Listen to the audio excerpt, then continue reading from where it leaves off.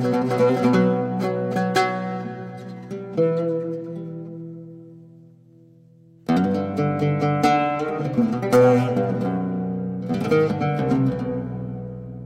الله الرحمن الرحيم وبه نستعين والصلاة والسلام على سيدنا محمد المبعوث رحمة للعالمين وعلى آله وصحبه أجمعين.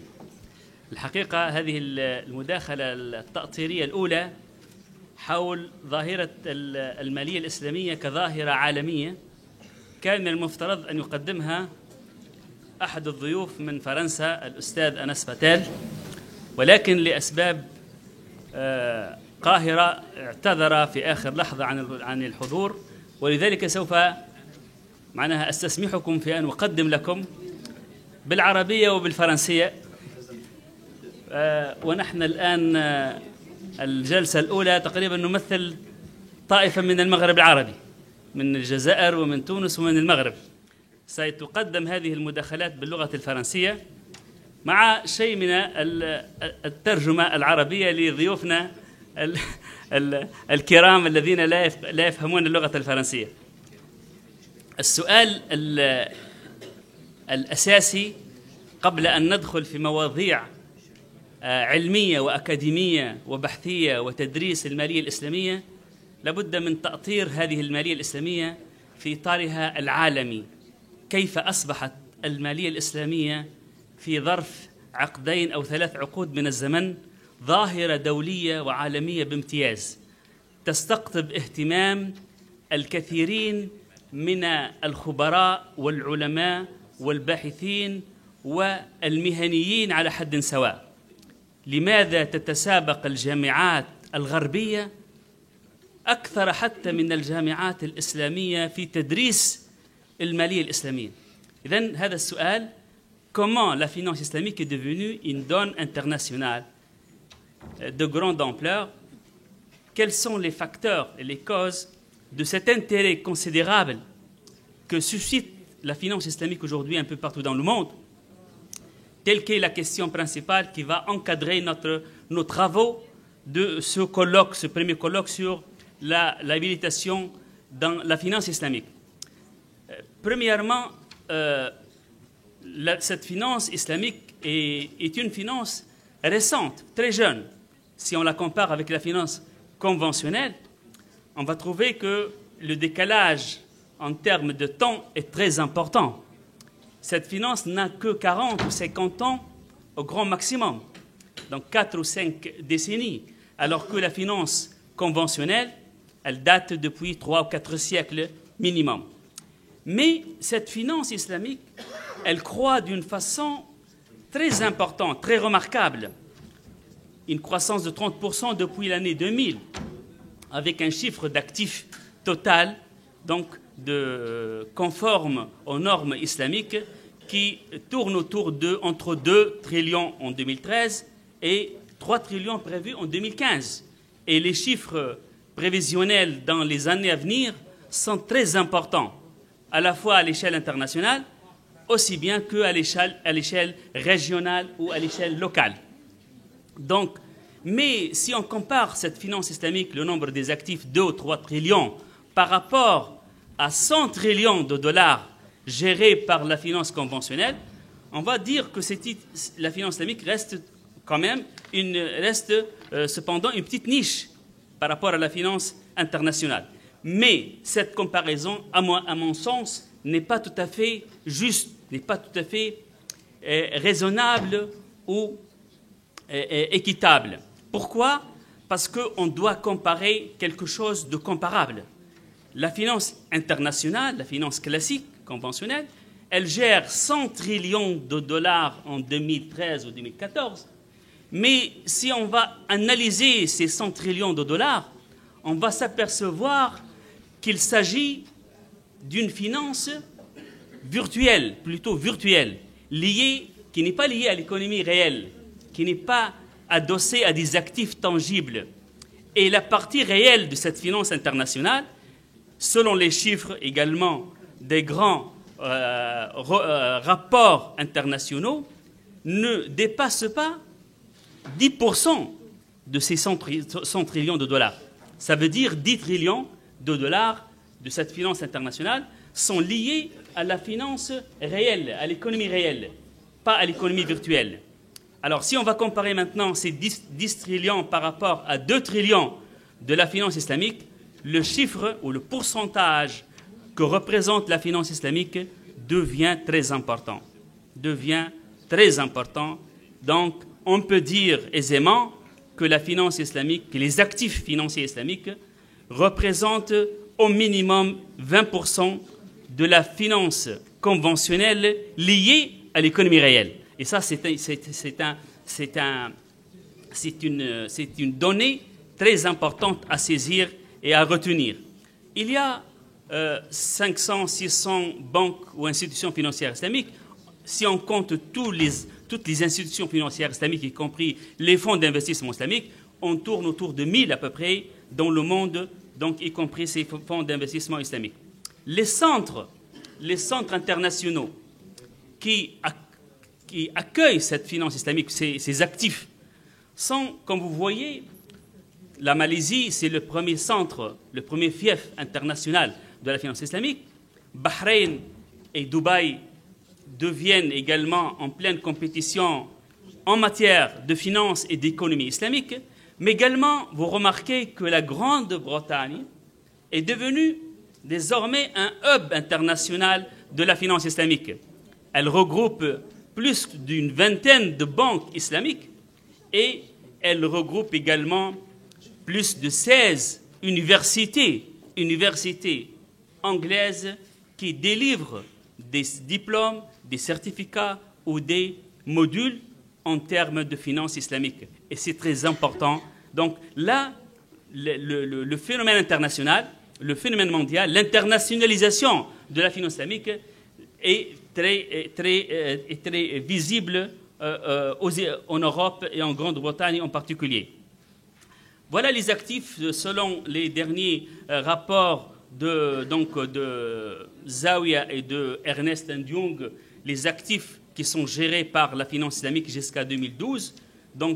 Mais les derniers rapports montrent des chiffres plus importants et plus optimistes. Alors, une croissance soutenue depuis l'année 2000, sans interruption, avec un taux de 2 chiffres facilement. Également, si on compare l'évolution de la finance islamique par rapport à la finance conventionnelle, on remarque facilement qu'il y a donc un rythme très important et plus important que le rythme que connaît la finance conventionnelle.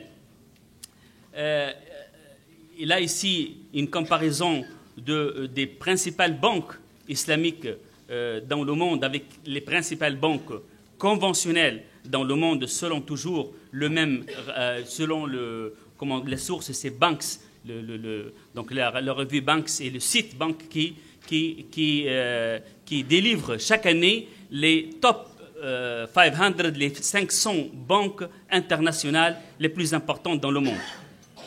Alors, le marché mondial des soukouk, les soukouk sont les obligations islamiques sans intérêt, donc qui attirent le plus une attention particulière par rapport aux investisseurs dans la finance conventionnelle. Vous voyez que le rythme de l'émission des soukouk est très important et il augmente d'une façon considérable dans le marché financier international.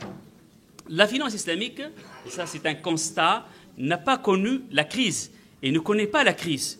Donc, pourquoi elle ne connaît pas la crise? Parce qu'elle est, elle a pris un antibiotique, si vous voulez, antibiotique contre les virus financiers que connaît la finance conventionnelle. Et on va voir tout à l'heure, avec l'intervention des autres collègues, qu'il y a vraiment des principes fondamentaux que connaît la finance islamique qui méritent d'être analysés et d'être saisis et compris parce qu'elles ont échappé la finance islamique de cette crise financière et économique internationale dans laquelle se plonge le monde entier depuis 7 ou 8 ans jusqu'à aujourd'hui. Alors, le rapport mondial sur la compétitivité des banques islamiques apparu en 2013-2014 par Ernst & Young, il a détecté 6 marchés à croissance très rapide avec le Bahreïn dans le monde de la finance islamique à l'échelle internationale. Vous avez l'Indonésie, le Qatar, l'Arabie Saoudite, la Malaisie, les Émirats Arabes Unis et la Turquie. La Turquie est un pays émergent, aussi bien dans le monde économique et financier d'une façon générale, mais également dans le monde de la finance islamique. Alors, je vous ai dit que l'antibiotique de la finance islamique, qui attire l'intérêt occidental, donc il est incarné dans les principes fondamentaux ou les piliers de cette finance islamique que vous savez, vous le connaissez tous. Premièrement, l'interdiction du riba, de l'intérêt. Deuxièmement, l'interdiction du gharar, l'ambiguïté, l'incertitude. L'ambiguïté pour donc, faire plaisir à Dr Boujdel que vous allez écouter tout à l'heure. Donc l'ambiguïté, c'est-à-dire c'est quelque chose qu'on ne connaît pas, s'il va se produire ou non. Tahrim al-gharar. Troisièmement, l'interdiction de toute activité illicite qui n'est pas conforme aux principes et aux valeurs morales de l'islam. Et quatrièmement, c'est la règle d'or de la finance islamique, qui est la règle du al-ghunm bil-ghurm, c'est-à-dire le partage du risque et pas le transfert du risque. Et dernier antibiotique, dernier élément, la tangibilité des actifs, c'est-à-dire la connexion permanente avec l'économie réelle et éviter totalement l'économie et la finance virtuelle. De ces principes, je vous présente quelques règles importantes qui ont attiré l'attention des Occidentaux en matière de finance islamique. Premièrement, comme je viens de dire, c'est la règle d'or, la principale règle d'or, c'est-à-dire l'équité dans la répartition des avantages et des inconvénients dans chaque contrat, le partage du risque. Deuxièmement, l'interdiction de toute spéculation sur les produits monétaires et les produits non monétaires alimentaires tels qu'ils ont été donc mentionnés par le prophète sallallahu alayhi wa sallam. L'équité de l'échange, pas de contrat à terme.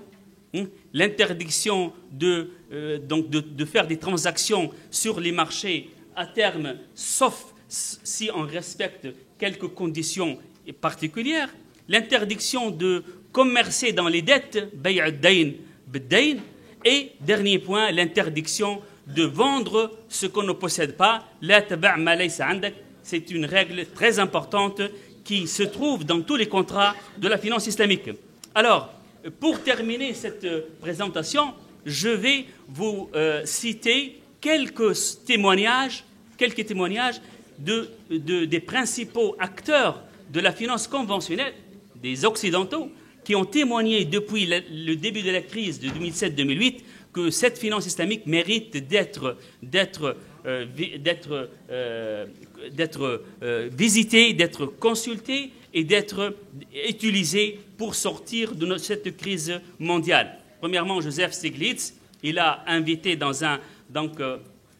une déclaration, puisqu'il est le président de la commission internationale de l'ONU pour la réforme du système mondial, donc il a invité le monde à se tourner vers les principes de la finance islamique. Ça, c'est important. Deuxièmement, William Witter, c'est un économiste britannique, réputé. Il est le chef économiste de Citigroup. Il a écrit 2 articles à Washington Post en 2009. Et dans ces articles, alors le principal article, il l'a intitulé, en anglais bien sûr, alors la traduction en français, « Ne vends pas ce que tu ne possèdes pas ». Et il a dit que j'ai emprunté ce titre-là d'un hadith du prophète sallallahu alayhi wa sallam, « La taba' ma laysa 'indak ». Et là, donc, il a dit que la crise, les facteurs de cette crise que nous vivons aujourd'hui, c'est dû en grande partie à ce que nous vendons des choses ou des objets que nous ne possédons pas.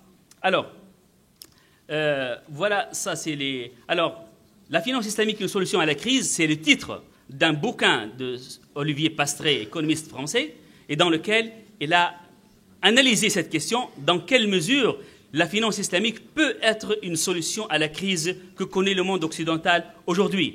Alors, Vincent Beaufils également, c'est un rédacteur en chef de revue Challenge en France. Il a écrit un article en 2008-2009 intitulé « Le pape ou le Coran ». Il a parlé aux Européens pour leur dire vous devez choisir entre les principes du Coran ou les principes du christianisme. Et là, il a dit que pour sortir de cette crise, je vous invite à revisiter le Coran et à utiliser les principes de la finance islamique. Alors, Wall Street est-il mûr pour adopter les principes de la charia? C'est un titre de Roland Laskin, le journal de finance, un journal très réputé dans le domaine de la finance. Il a écrit en 2008 également que la bourse américaine est devenue mûre pour appliquer les principes de la finance islamique pour sortir de cette crise. Maurice Allais, vous le connaissez, c'est un grand économiste français, prix Nobel de l'économie en 1986. Il a écrit un bouquin sur les conditions monétaires de l'économie de marché. Et dans son bouquin, il a tiré 2 conclusions qui rejoignent parfaitement les principes fondamentaux de la finance islamique, à savoir l'interdiction de l'intérêt, où on doit, et aujourd'hui vous remarquez que les grandes banques occidentales dans le monde occidental sont en pleine compétition pour essayer de ramener le taux de l'intérêt à 0 ou pour se débarrasser également de ce taux d'intérêt. Deuxième conclusion, il faut abaisser le taux de l'imposition pour être aux alentours de 2%. Et ces conclusions-là rejoignent parfaitement les principes de la finance islamique. François Guéranger, pour terminer. François Guéranger, alors économiste français, professeur à Paris-Dauphine et inspecteur à la Banque de France, il a écrit un bouquin qui s'intitule « La finance islamique, une illustration pratique de la finance éthique ». Je vous l'invite à le lire. Et pour terminer, et avant de laisser la parole à Dr Boujlel, qui va vous parler des différences fondamentales, les points de convergence et de divergence entre la finance islamique et la finance conventionnelle, je vous ai récapitulé ici une dizaine de différences que je vais laisser la parole à Boujlel pour les expliquer, entre les deux finances, la finance islamique et la finance conventionnelle. Premièrement, nous sommes en présence d'une logique de partenariat face à une logique de crédit, et ça c'est un point très important, une logique de partage du risque face à celle du transfert du risque, le mécanisme du taux de profit face au mécanisme du taux de l'intérêt, la connexion à l'économie réelle face à la prépondérance de l'économie virtuelle, l'intermédiation bancaire dans l'investissement face à l'intermédiation dans le financement pur, une économie éthique et socialement responsable face à une économie de plus en plus immorale et de plus en plus financiarisée, une économie productive face à une économie de plus en plus spéculative, pas des pénalités de retard en général qui sont versées pour la Banque islamique, alors qu'il y a une politique de taxation systémique dans le système classique. Et neuvièmement, double audit et gouvernance dans la Banque islamique avec la présence d'un comité de charia qui veille à respecter la pratique islamique, alors que dans la finance conventionnelle, nous sommes uniquement donc supervisés par l'administration centrale de la Banque centrale. Et finalement, dernier point, c'est-à-dire dans la finance islamique, nous sommes en présence d'une multitude de contrats très variés. On est arrivé à plus de 50 contrats, alors que dans la finance conventionnelle, nous sommes gérés uniquement par un seul contrat unique, c'est le contrat de prêt à intérêt. Voilà, donc je vous remercie pour votre attention et je laisse la parole à mes collègues.